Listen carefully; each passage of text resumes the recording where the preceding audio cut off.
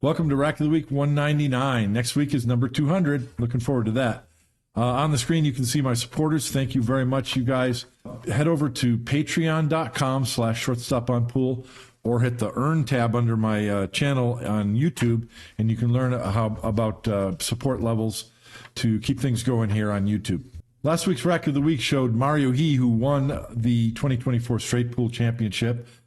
This week, we're going to look at Niels Feijen, and the reason is, I mentioned this match before, Niels and Mario played during the final 16, raced to 150 points, and Mario won that match.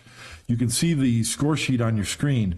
Mario opened up with a 71. Niels didn't hit the break real well, and he sold out a shot. Mario opened up with a 71, and then Niels missed a shot. Mario ran 31 more for 102. So here you are. Put yourself in Niels Feijen's shoes. You're behind 102-0 in a race to 150.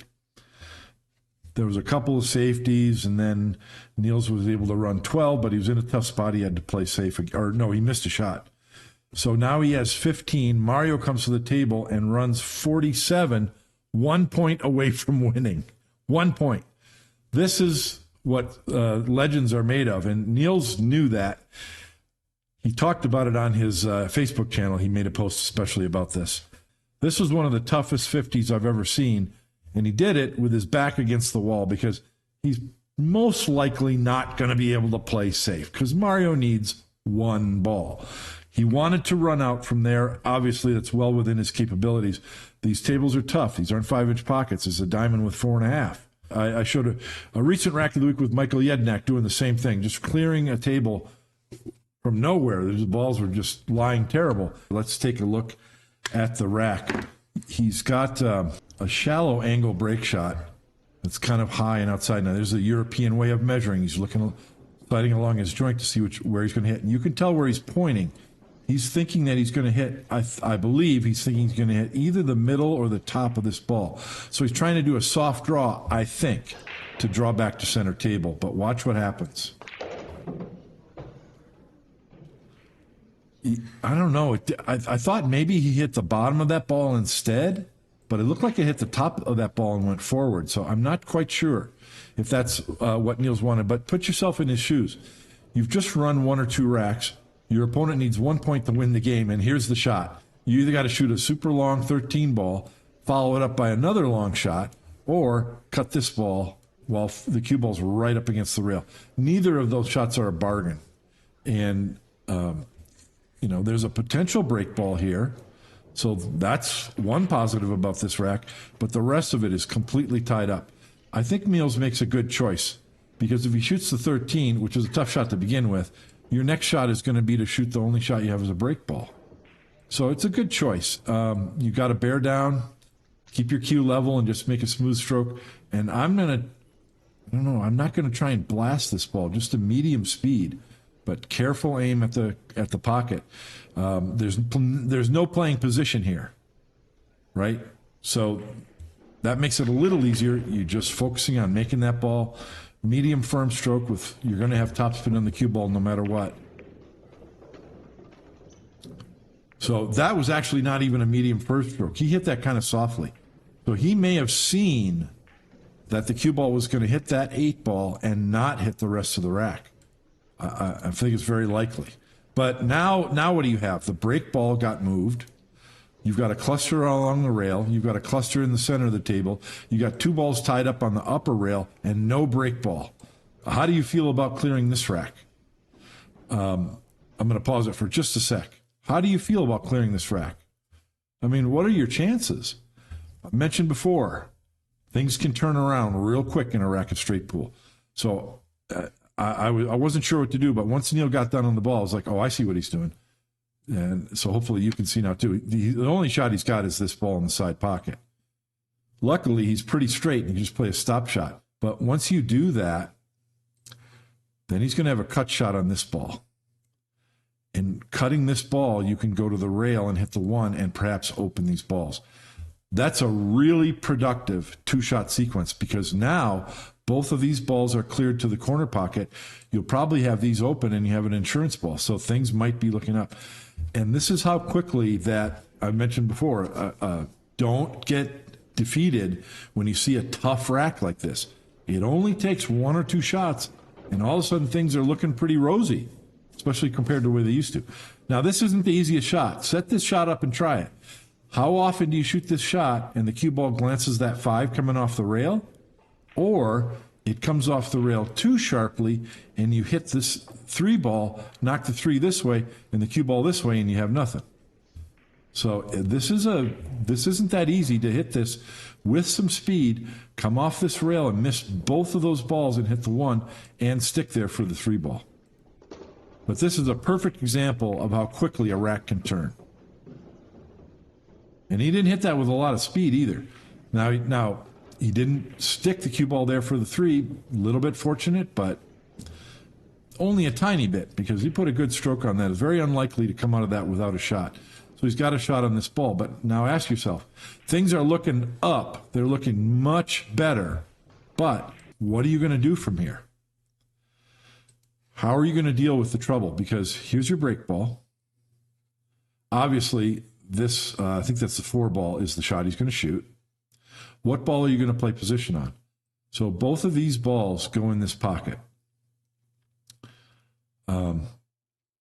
In order to deal with these 2 balls up table, you're either going to have to play with an angle to cut the 13 or come closer to straight in so that you can play the combination. If you get real close to straight in, you can play it softly, and then the 8 ball, I believe that is, will pretty much stay there and you can shoot it next. If you have a little more angle and you have to hit it harder, then the 8 ball will probably pop off the rail and you might hold the cue ball here and then the 8 ball would here and you'd shoot the 8 ball in that corner pocket. But it's possible to deal with that. But you still got to get rid of both of these balls before this ball goes in that pocket. I think that this stripe goes past the 9. So that's going to help a lot if it does, because if all 3 of these balls go here, I think we're looking at playing position over here right now. So from this ball, and he can get at the right side of this ball, low right English, come off of this 4 and come over here.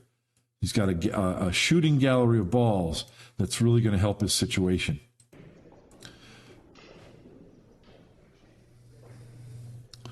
He's taking a good long time planning that out. I put him on pause. It actually didn't take him all that long to figure that out. And you're going to see him pull the ball over here. If I remember correctly, he runs into the 5, and I'm not sure if it's intentional. It's not a bad idea to run into the 5, because if you move the 5, you're still going to have a shot on one of these balls. You might get a shot on the 8 ball up here, but now you've moved a blocker ball out of the way for this ball right here, or I think that's the 6 right here. So it's possible that he was trying to come behind this 5. If so, I think that's pretty smart. Really impossible to not come out with a shot on this shooting gallery into that pocket. And he may have even moved this 10 enough to... No, I don't think so. That 6 doesn't go by. So now the balls are pretty much open, but there's still 2 tied up balls. And remember, your opponent needs 1. You have to run this rack. You have to, or you lose the game. So what are you going to do from here? You've got 2 trouble areas to deal with, these 2 and this ball. So you have to decide which one are you going to go to first.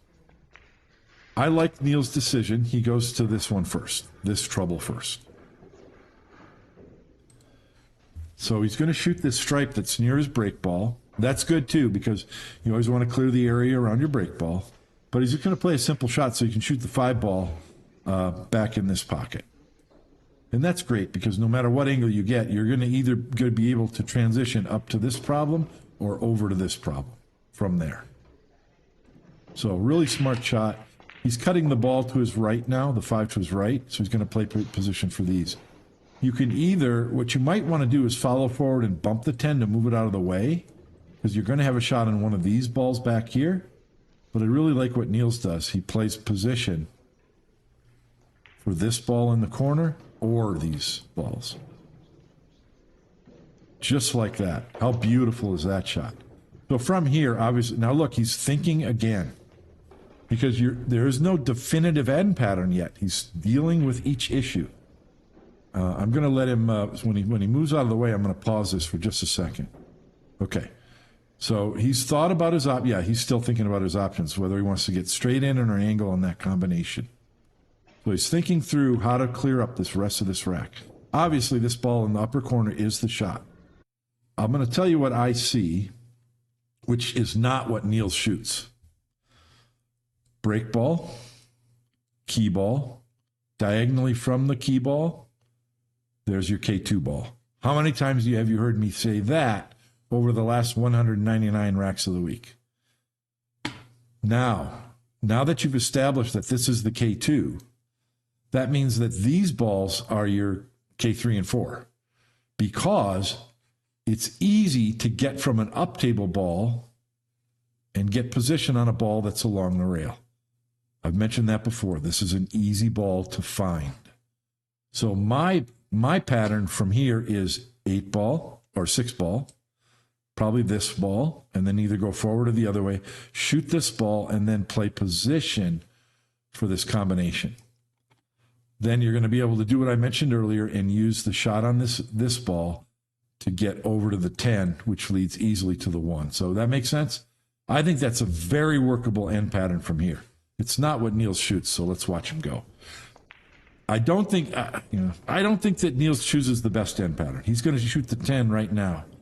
What that means is he's going to clear the lower balls and then deal with the combination, and then he's going to want to use one of these balls to play position back down here for the one in the side as the key ball.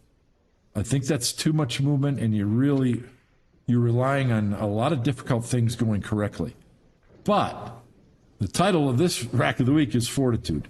Niels is a world champion, and this is a great example of fortitude because he gets there.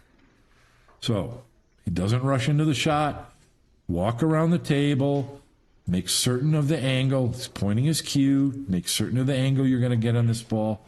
He's already chosen that he does not want to shoot the combination. So this is a stun forward with a lot of good control to get the angle that he just looked at, because he's playing the 13. Playing for an angle on the 13. Doesn't want to have to shoot the combination. So here's where I'm marking his Q-tip, so we can see how he does. Look how he keeps his Q-tip on the table all the way around to really visualize getting there. Let's see how well he does.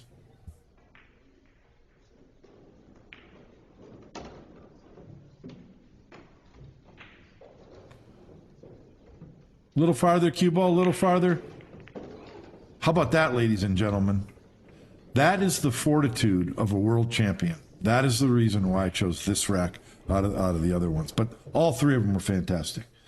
Now from here, look, he just pointed his cue. Here's where he wants to get on the 8, because then you have an angle to come down here for this in the side. So you can either shoot the 13 and come straight across, or go forward. He chooses the forward route. That's a shot you got to have in your repertoire. Take an hour once a week and practice shots like that, and see how good you can get with your speed control to come across, because obviously he landed short. Wanted to come all the way to here, and you don't want to come too far because there's a risk of a scratch, and if you're straight in on this ball, then it's really hard to get on the 1. So you saw what he did again. He pointed. Here's where he wanted the cue ball. Somewhere around there is where he just pointed. So this is a recovery shot. Not an optimal end pattern, but it's a good example of fortitude. Ease that ball in. Notice that it goes into the heart of the pocket. Didn't brush the rail. And he didn't get this spot, but he has the same angle as that spot. Now, from here, I think it's just a little bit more than 30 degrees, which means the cue ball is going to come off from this 8 ball with some speed. So you can either try and cut it cleanly to the outside of the pocket and go twice across. You want to come past center table. So right here's where he marked his cue stick. Or you can kind of finesse it. You're going to hit it softer and it might brush the rail, but then finesse it one rail to get out here. Let's see how he does.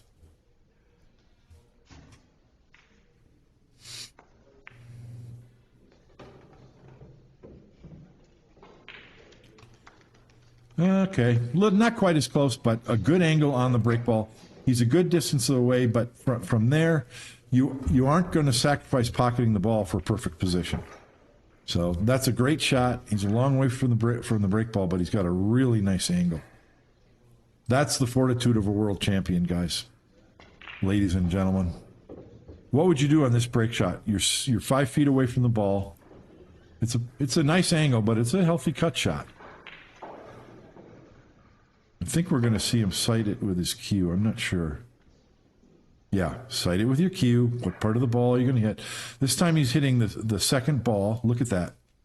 He's hitting the center of the second, so I think this is going to the bottom rail. This, you're 5 feet away from the ball, so you don't want to use any left or right, I don't think. So let's see. Let's see if I can guess correctly. I think this is topspin. Good amount of topspin on this ball. Get the cue. Nope, he's shooting low. So he thinks he's hitting the top of this ball. Oh, nice. And so that's a draw stroke to the side rail. But notice he didn't blast it. That was a medium soft stroke.